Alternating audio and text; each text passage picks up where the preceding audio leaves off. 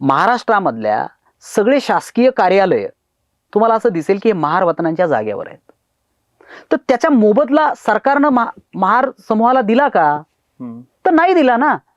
म्हणजे एकीकडं त्यांच्याकडं असलेली साधन संपत्ती पण काढून घेण्यात आली, जी की एका वतनाच्या परंपरेतून त्यांच्याकडं आलेली होती. अशी परंपरा साधनं, त्यांची जगण्याची साधनं काढून घेतली आणि दुसऱ्या बाजूला नोकरी आणि हा एक दलितातला थोडासा मिडल क्लास उभा केला. परंतु आजही बहुसंख्य दलित समाज त्याच्या रोजी रोटी शिक्षणासाठी हे आहे आणि तो रोज संघर्ष उभा करतोय. हे बघा, कुठल्याही समूहाला कोणाला तरी आपल्या इच्छेनं गरीब राहायला कोणाला आवडेल? कोणालाच नाही. तर मग दलिताला कसं आवडेल ते आपल्या इच्छेनं हे करा गरीब राहायला? मुद्दा असा आहे की त्यांच्या विकासाच्या संधी सरकारनं काय निर्माण केल्या, त्यांच्या विकासासाठी काय अवकाश निर्माण केला, याचा जर विचार केला आपण तर आपण बघू शकतो की त्यांच्याबरोबर गेल्या 50 वर्षामध्ये आंबेडकराच्या नंतर सुद्धा खूप मोठं डिस्क्रिमिनेशन केलं गेलं. त्यांच्यासोबत आजही भेदभाव केला जातो, त्यांच्यासोबत आजही अमानुषतेनं भेदभाव केला जातो. म्हणजे उदाहरणार्थ तुम्ही सरकारचा संदर्भ दिला असा म्हणून सांगताय.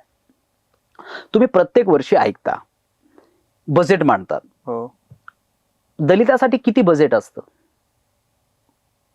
देशातला 13% दलित आहे. तुम्ही त्याला 13% बजेट देता? सरकार देतं का बजेट? की जे की कॉन्स्टिट्युशनल प्रोव्हिजन आहे, बजेट देत नाही. बरं, बजेट दिलं तर तुम्ही ऐकता नेहमी बातम्या मार्च एंडिंगला की अजित पवारांनी दलित बजेट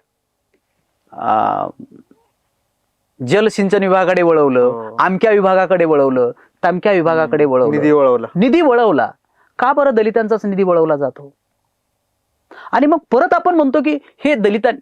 तर हे बघा, हे टोकनिझम आहे, हा खेळ आहे, दलितांच्या बरोबर लावलेला खेळ आहे. आणि दुर्दैवानं अशा खेळाला अनेक दलित सुद्धा बळी पडतात. हे त्यांना कळत नाहीये की काय केलं जात आहे, त्यांच्याबरोबर काय खेळ खेळला जातोय हे अनेक दलितांना कळत नाहीये.